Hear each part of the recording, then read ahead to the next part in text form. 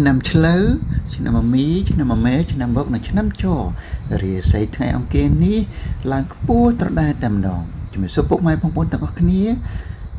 ពុកម៉ែបងប្អូនទាំងគ្នាដែលកើតឆ្នាំឆ្លូវឆ្នាំមីឆ្នាំម៉ែឆ្នាំបុកនិងឆ្នាំចនៅថ្ងៃអង្គារទី24មេសានេះរាសីពុកម៉ែបងប្អូនឡើងខ្ពស់ត្រដែតតែម្ដងទំនាយគេថា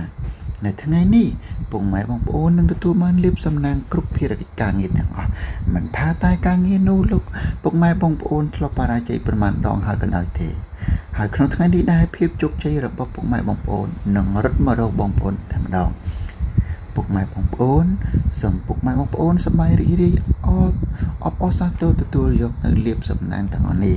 រីឯរឿងគ្រួសាររឿងស្នេហាវិញពុកម៉ែបងប្អូនជួបតែរឿងត្រជាក់ត្រជុំល្អក់ល្អឿនគ្នាណាស់ពុកម៉ែបងប្អូនដែលកើតឆ្នាំទាំង5នេះជូនមកមីចនិងវឹកសូមជួយ like ជួយ share និងជួយ subscribe ផងណាអរគុណ